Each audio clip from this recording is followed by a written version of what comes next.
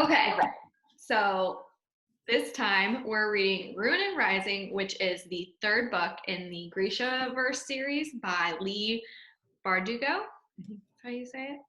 That's how I'm going to say it. And this picks up where book 2 left off, where she was underground in this, like the apparats, kind of like underground safe haven with a bunch of people, tunnels, whatnot, living under there. And ultimately, she leaves with a group of people and they set off to find the third amplifier from the Firebird.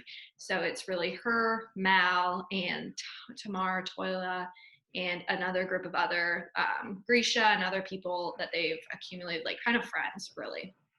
Harshaw and Oncat, which are my favorite in this book. And so they set off and they stop along the way to see Nikolai.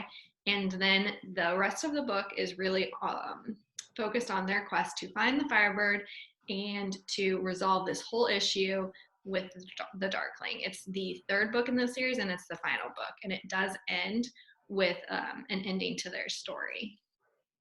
But that's all I'll say without giving a ton of spoilers.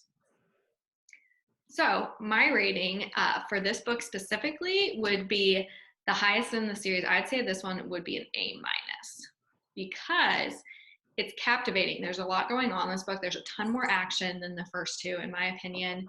The characters developed a lot and the story really came together where it wasn't, I didn't think it was expected to go, and resolved in a way that I thought was a really good closing to everything.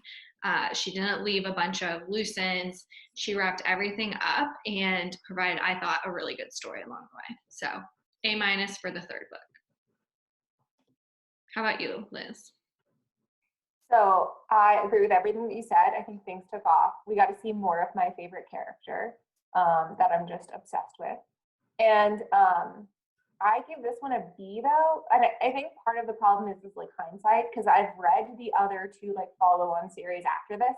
I think it's so freaking good that it's just like, I know it gets better. So this one's a B. Fair. I gave it a B plus. For a lot of the same reasons you guys did. I felt like they just kept getting better. Like the first one, I was like, nah, I don't know, whatever. And then the second one, I got more into it, and the third one was really good. It's not my favorite series in the Grisha-verse. I like the Six of Crows much better. It's just more, I like the characters better. I kind of thought the main characters in this one were kind of whiny, and I don't know. Overall, I thought they were just annoying to me. But like Liz said, they get so much better in the next ones or the other Grisha-verse series.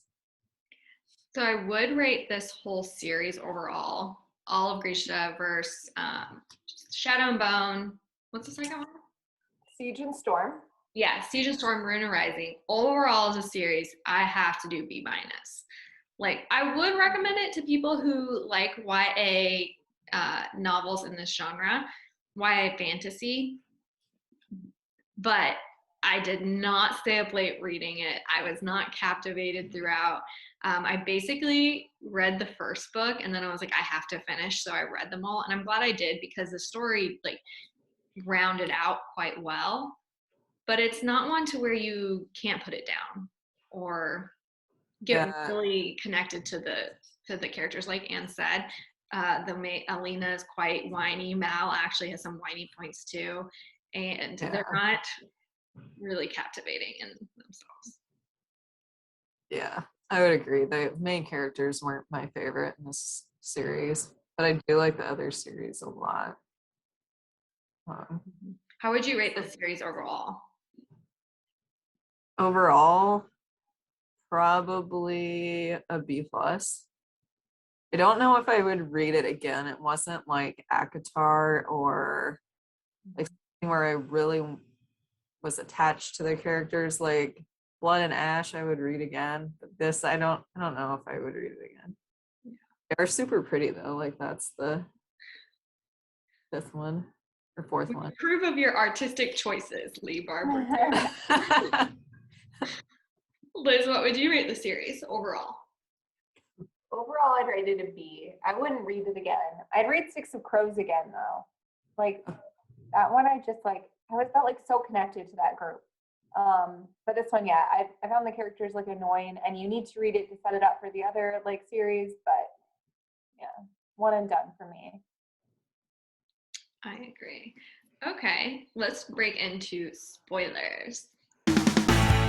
I am really glad that, well, I'm glad that Mal didn't die, but I really like the fact that they ended up being they're just normal people in the end.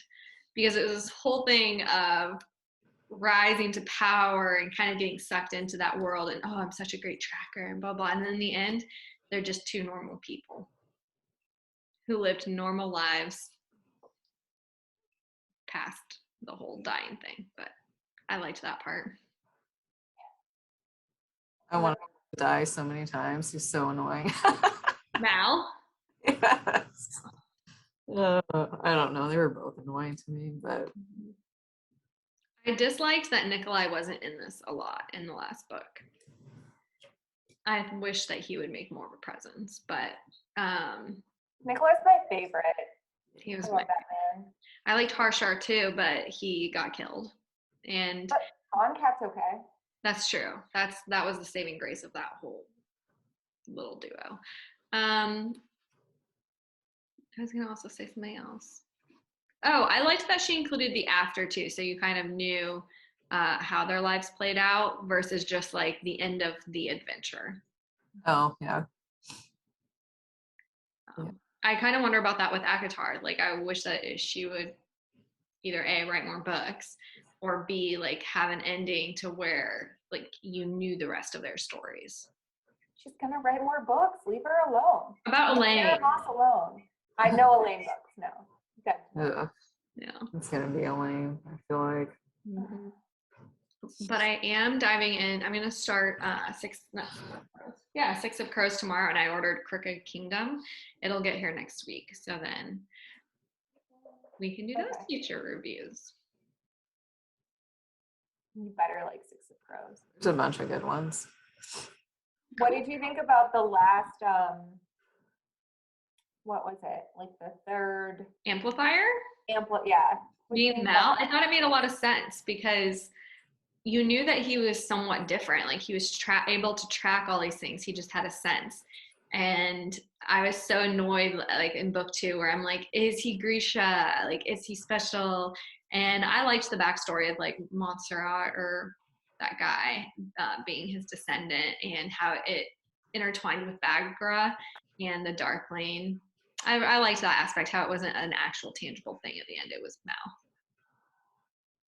But I do kind of wonder, like, how I wish you would have done more in the backstory of their parents, of like how they ended up at this orphanage in the first place. Like, was it just random war orphans, or I thought it was just very coincidental that they're at the same exact one.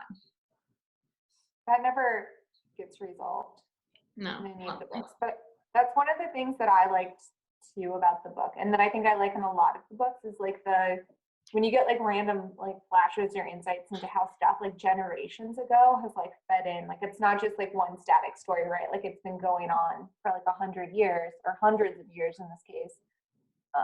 And I wish there would have been more of that too. I agree with you. I felt like since I read Akatar first, I felt like the Dark Lane was gonna be good. Like all books, I was like, he's gonna turn out good. He's gonna turn out good. No, he doesn't. No, he's like, bad. Yeah. Like when he killed the teacher, Botwin, in the end, and their old orphanage teacher and whatnot. Yeah. I know. He was quite bad. I felt the same way, Andrea, because I'm like, who is this powerful man in all black, you know, that's coming to seduce the heroine, right? Like it's got to be. Yeah, it's too much like too much blood and ash and Akatar. Does it ever tell you more about Nikolai? You do learn more about him in the other. Okay, because I always wondered if he ended up with Zoya or not. So pretty much the last. Okay, so the Six of Crows and Crooked Kingdom, right, are about this like group in another like land by like in the same Grishaverse, right? Like they're another country essentially. And then the last two, which are what are they called, Andrea? King of Scars is one. Rule of Wolves. Yeah, those are about Nikolai. Yeah, the last two are about Nikolai. Okay. So you have to power on. Through the first three in Grishaverse, and then you'll be good. Yeah, next ones are really good. Perfect. I think Madeline's really gonna like Six of Crows more than anything. Yeah, you have a feeling. I hope so. I'm dying to get like sucked into a book again. Silent Patient's good, but you can't get too sucked in because you can only read a certain amount of pages each week, you know. Yeah. But I really want to get like captivated to where I want to read at night. I haven't had that. Blood and Ash. Those They're are so good. expensive right now. Like It's so worth it. I should just bite the bullet and buy them. But yeah, I keep checking on Amazon for them to go down. But I feel like ever since they got popular on like TikTok and Reels, the prices are just like 25 plus for a book. And the series isn't all out, right? No. Is it almost done? Another one comes out in May, and then I think there's one more after that. I'd have to look it up. Is it as good as ACOTAR? Yeah. He hesitated. So like What? Blood and Ash is different than Shadow and Ember. They're like the same world. And Shadow and Ember was like my favorite book. So it's like a prequel to Blood and Ash. That one was so good. It was similar to ACOTAR though. Really similar. I just like it's so mean because you just got me hooked on Black Witch, right? And that's not all done either. And now I feel like Blood and Ash I liked better than Black Witch. Wow. There's just too much to read. We need to quit our jobs. yes. Yeah. So please, if you're watching this, subscribe so that eventually we have enough subscribers to where we can quit our jobs and read more and make more money. Or not make more money, but make more YouTube videos. Buy more books. That's all I need. Yeah. Deal. Okay. Well, read it and then move on to Six of Crows and more in the series.